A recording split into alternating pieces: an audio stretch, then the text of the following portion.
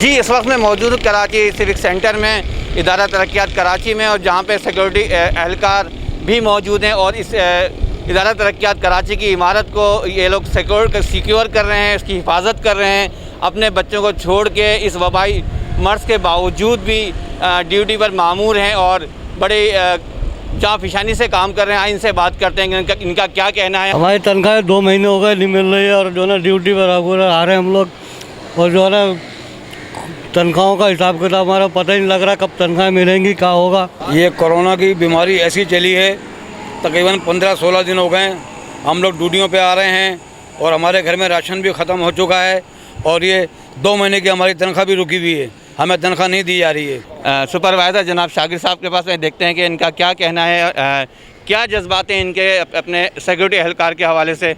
कि इस वक्त दीगर सरकारी इदारों में जो लोग अपने फ़राइज़ अंजाम दे रहे हैं, उसी तरह हमारे डिपार्ट KDA की सिक्योरिटी भी अपने फ़राइज़ अंजाम दे रही है।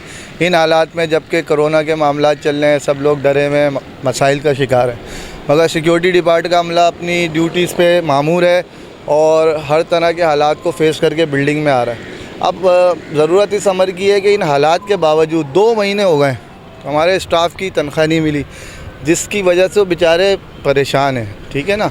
और बिल्डिंग में जो भी हमारे अफसरान बाला हैं, उनकी तरफ से कोई ऐसी देखभाल है नहीं। हमारे साथ इस वक्त मौजूद हैं वतन परस्त लेबर यूनियन के सब डिवीज़न इंचार्ज जनाब हबीबुल्लाह साहब। इनसे बात करते हैं, इनका क्या कहना है। 22 तारीख या 23 तारीख से कोरोना का मामला चल रहा है ना, लॉकडाउन का, तो हम लोग 22 तारीख से अपनी ड्यूटियों पे, मेरी 3 बजे छुट्टी हो जाती है, लेकिन मैं यहाँ रात 8 बजे तक ड्यूटी कर रहा हूँ।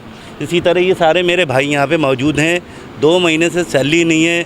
KDA डिपार्ट के लिए हम यहाँ पे रात दिन खड़े हैं सिक्योरिटी, लेकिन ना हमें कोई रिलीफ मिलता है, ना हमें कोई बोनस मिलता है, ना हमारे कोई मसाइल हल होते हैं। सब सियासत चमका रहे हैं, सालों से चमका रहे हैं, घर बैठ के इंटरव्यू देते हैं, और यहाँ पे ग्राउंड लेवल पे ये लोग काम कर रहे हैं। इनका सोचें, इनको तनख्वाहें दें। हमारे FA साहब को सोचना चाहिए, सिक्योरिटी साहब को सोचना चाहिए। हाँ, हमारे सरपरस्त आला इमरान भाई, वो हमारे लिए आते हैं, उनकी पूरी टीम हमारे लिए आती है वक्तन। जहाँ तक कोरोना वायरस की बात है, तो कोरोना वायरस से सबको ख़तरा है ना, हमें भी ख़तरा है। हमारे भी घर वाले कहते हैं कि भाई आप क्यों जा रहे हैं, लेकिन हमें अपने भाइयों को, अपने साथियों को जो इस वक्त इन कठिन नामसाइब हालात के अंदर, जैसे डॉक्टर्स हैं, अकाउंट से ताल्लुक़ रखने वाले हैं, सिक्योरिटी पे मामूर हमारे पुलिस वाले हैं, सिक्योरिटी एहलकार हैं जो हमारे सिक्योरिटी से वाबस्ता हैं, वो दिन रात जो है ना अपनी ड्यूटियों को सर अंजाम दे रहे हैं। इस ख़तरे को, हालांकि उनको भी इस बात का ख़तरा है, लेकिन हालांकि वो जो है बहुत कम मुतवस्सित तबके से ताल्लुक़ रखते हैं। 2 माह से उनकी तनख्वाहें नहीं हुई हैं, उनके पास पैसे नहीं है, फाका कशी पे जो है गुजारा कर रहे हैं, उधार कर्ज लेकर जो है वो अपनी ड्यूटियों पर आते हैं, ठीक है। लेकिन यूनियन जो है घर बैठ के, कमरे में बैठ के जो है ना बयान दे देते हैं। अरे भाई, आप DG साहब को कह रहे हैं, आप फला साहब को कह रहे हैं, आप CM साहब को कह रहे हैं, आप लैंड रिकवरी के अंदर आपकी जो है वहाँ पे पोस्टिंग है, अफसरान है, आपने इनके लिए क्या किया?